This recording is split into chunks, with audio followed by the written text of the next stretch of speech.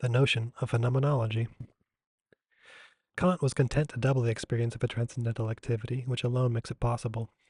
This simple juxtaposition, which omits any mediation other than that of causal explanation, is far from making clear the relationships between experience and that which makes it possible.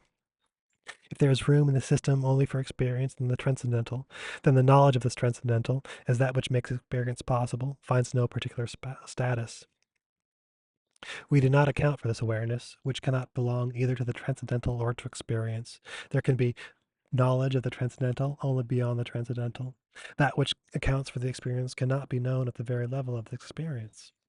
Ultimately, the place of the philosopher who criticizes knowledge is not marked in the Kantian system. So much so that Kant's entire work appears arbitrary. What necessity can one confer on an experience and on a transcendental activity of which one does not know how they are known?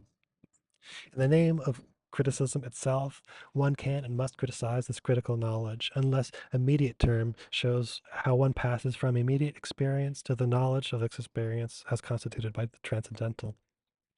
Only the necessity of an intermediate moment can dissipate the contingency of a knowledge of experience, which could be a total and absolute knowledge, or even a knowledge of the transcendental.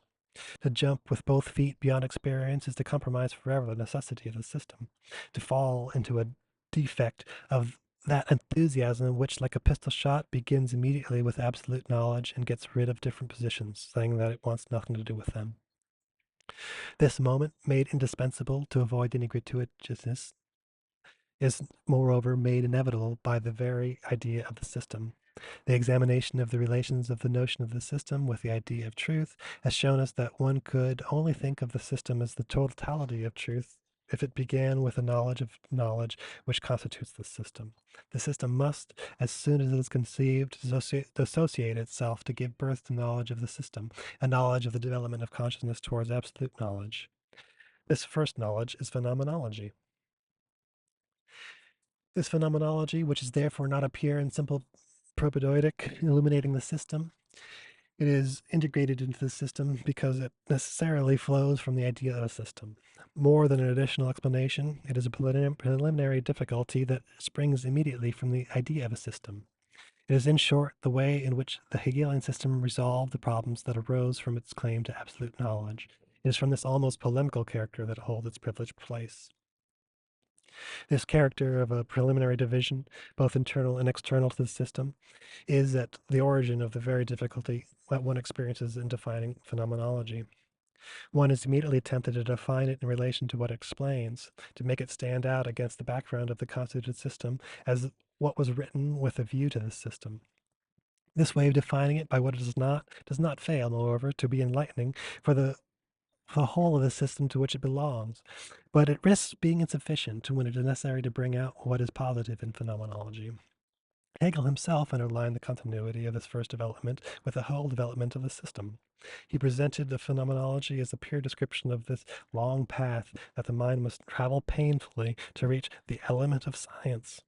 And it is by following the very tradition of Hegel that Rosenzweig, who isolated in the phenomenology, Buseb, and then Monsieur Hippolyte have shown again that the exact complement of the system. What the Encyclopedia of Philosophical Sciences presents as the development in itself and for itself, the concept, the phenomenology of spirit presents as an awareness of this concept. But to insist exclusively on the relationship of absolute knowledge risks leading to an ambiguity, and to let one believe that Hegel sought to justify a system that he had already constituted by showing how this system could be constituted. It is to admit a retrospective and artificial genesis of the system. It is to want not to be Hegelian, to the point of admitting that the justification of the system is one and the same thing with its history. More precisely, phenomenology appears to be a direct preparation for logic, and it seems that this definition of one could not be made without the definition of the other. Logic would be the expression of what in the phenomenology is speculative philosophy. Phenomenology would be the development of what in logic is ontological history. It is this reciprocity that Rosenzweig underlines by quoting the Hegelian definition of logic, the conception of the rules of abstract thought of human history. So, such continuity suggests an identity of the object between logic and phenomenology with the complementary perspectives. Now, logic is pure and simple knowledge. It is the knowledge of what are, in truth, the laws of thought.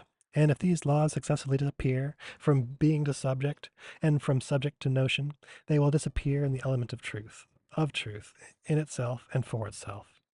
While in the phenomenology, the knowledge is of knowledge, that is to say, that the moments that it will release will not disappear in truth, but in a form of knowledge. The logic ignores this duplication and this development at the level of direct knowledge. We must therefore recognize in phenomenology and logic an autonomy which is not only that of their perspective, but also their object. This means that a reciprocal definition by the other is necessarily insufficient. It would be, it would be, it would perhaps be useful to recognize, however, what is necessarily incomplete in the notion of phenomenology, since Hegel defines the phenomenon as a form of mediation, called to disappear with what it renders, the link between the pure interior of the thing and this other interior, which is the subject who knows. It will disappear with this opposition, and it can only be understood by what goes beyond it, by this back world of which it is the expression for consciousness. This necessary correlation between the subject and the object, below and beyond the phenomenon, is expressed in the philosophy of religion. The subject, by positing the object, presupposes it. And we can wonder if phenomenology should not be duplicated at least in law by what Mr. Wall calls a noumenology, where the universal itself becomes the kingdom of the Father, the kingdom of the Son, and the kingdom of the Spirit.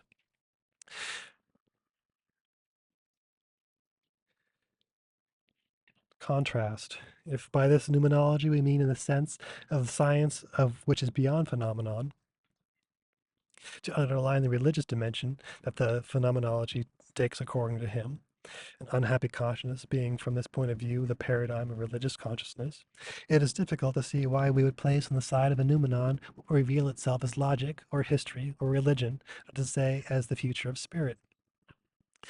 If by this we mean, on the contrary, as Mr. Wall seems to, an ontological and hypothetical side of phenomenology, we would still have to know if absolute knowledge is not dissipated, if it does not reveal anywhere the activity of absolute subject, reducing to nothing the hypothesis of a noumenology, which can never be more than a moment in the history of the spirit, a manifestation of the misfortune of consciousness.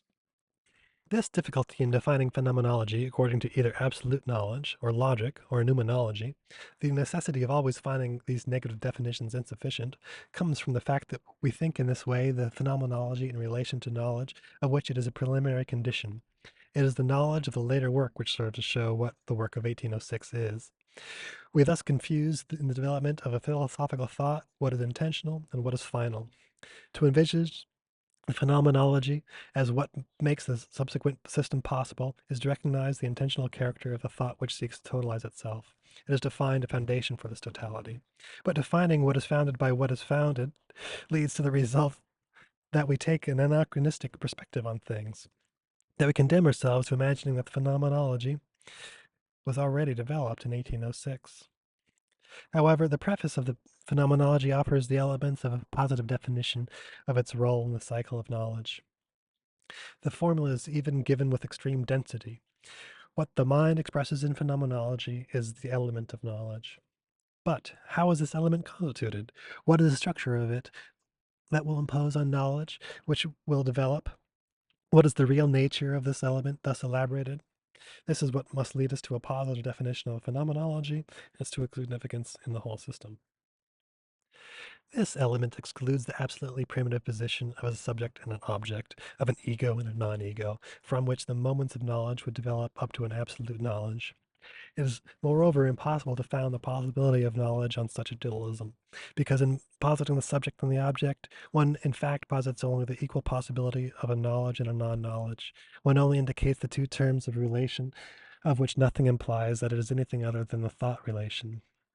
That is to say, that far from making knowledge possible, it is knowledge alone which makes it possible, by making possible a thought relation between the two terms. The element of knowledge in which the whole system can develop is not the medium that is entirely filled by the opposition of subject and object, but rather a medium where this opposition appears only as a momentary structure without stable truth. because the truth in itself and for itself, which is reason, is the indivisible identity of the subjectivity of the concept and its objectivity and universality. The possibility of knowledge will therefore be revealed beyond the opposition of subject and object as that which dissipates this opposition. The possibility of knowledge can be nothing simpler than the unity of subject and object. The extreme retreat that a thought can operate is its unity with the object. That is to say, the disappearance of the latter and its own insofar as it thinks the object in a common element. The element of knowledge will therefore still be knowledge, but a fundamental knowledge beyond which one cannot go, since it is knowledge of its own unity with that of which it is knowledge. Pure recognition becomes in the absolute being other. This ether, as such, is the foundation and the ground of science or knowledge in its universality. To find the possibility of knowledge, not in the relationship to reality, not to a given, but in a knowledge, to rediscover it in what there can be of the most abstract in knowledge, is to expose oneself to the suspicion of absolute idealism. Idealism which Hegel himself says that it leads to a formal idealism. Idealism which leads to the opposition of an empirics without unity and of a contingent multiplicity to an empty thought. In reality, the constitution by phenomenology of an ether of knowledge, which is itself a knowledge, does not bring the world back to this emptiness of a pure subject, since it is only at the end of the phenomenology of spirit that this element is constituted. It is through all steps described by Hegel that this moment can purify itself, clarify itself, from a temporary figure of consciousness become the atmosphere in which the system will develop. That is to say, that the obstacles to the notion of system, which gave birth to the phenomenology of spirit, allowed Hegel to escape the Fichtean presumption of an immobile and inconsistent starting point. The element of knowledge that phenomenology gradually constitutes is nothing other than the environment in which subject and object immediately disappear, that is to say, the knowledge of their unity. Knowledge which is not that of a subject aiming at his object, not the empty knowledge of the pure ego, is characterized in a positive way by the form it assumes. This form is that of the concept, since the latter is defined by the union of the subject and the object, or, in other words, of the substantial content and the character of the self. Through the concept, therefore, knowledge as a first possibility is immediately not subject, which would imply opposition to an object, but self, that is to say, knowledge of oneself as the universality of subject. And conversely, the concept is not object, but knowledge of oneself as development of parts external to each other, of moments which fall outside each other, in an opposition of being and knowledge. The following proposition is expressed in the preface of the Phenomenology. Substance is subject, but it has this that it can immediately reverse itself and state itself. The subject is substance because it is a question, not of a link of attribution, but of a link of identity. That is to say, rather, the real absence of a link. Defined as the specific form of this knowledge which makes all knowledge possible, the concept presents a double and paradoxical character. It is on a level with experience, with this knowledge of which it is, in short, only the elaboration, since it is little by little from sensitive consciousness and by the mediation of self consciousness that it can constitute itself. The substantial content is the same, the concept is one with its becoming. The concept is at the same time an immobile work of art and the history of the world. But the concept is also a non empirical and mediated way of thinking this experience. Instead of being an empirical thought of experience, a pure, simple reflection which remains at the very level of its subject, rather the concept denounces an experience what experience itself refuses to admit, that is to say, the unity of the subject and the object. And by this disappearance of an opposition which empirical consciousness lives on, the concept calls itself into question, because it can no longer be a concept of something which would fall outside of it. In other words, the concept must concern itself, which shows it is a difference in structure with a simple experience. That is, that it presents itself as an irreducible element in this investigation of a possible medium of knowledge, since it is the form by which knowledge knows itself as unity with its object, and it is impossible to conceive of what beyond it could envelop it in a broader knowledge, where its unity with what opposes it would be revealed. Its immediate relationship to itself prevents it from opposing something that would reveal itself as obscure form of itself. It is not possible to trick the concept, to catch it, and to turn it around by a knowledge that encompasses it. The element of knowledge that makes all knowledge possible, and towards where phenomenology is heading, is an environment which knows only one structure, which is expressed in only one mode, that of the concept. By developing this milieu, the phenomenology of spirit confers an experience of meaning that it did not possess itself. It reveals that experience considered as a totality is nothing other than the moment, the milieu of knowledge, that is to say, the field in which knowledge can develop, which will only be made possible by it. This is this is a very general but very characteristic definition of a transcendental. One of the differences with the Kantian conception of which it immediately appears. In wanting to find the knowledge of experience, that is to say, in phenomenological investigation, the intermediate term between experience and the transcendental, Hegel poses as the first problem of knowing how the transcendental is constituted, where Kant sought to know, above all, what his constitutive power was. Hegel's transcendental thus finds itself caught between the phenomenology, which develops its origin until its advent, and the encyclopedia, which manifests what experiences it shows in the field of knowledge. It is a term of mediation between the phenomenology of spirit and the later works in Hegel. Ultimately, Hegel's transcendental is the element by which the concept can be thought in its determinations and its developments, without always having to question the possibility of this thought.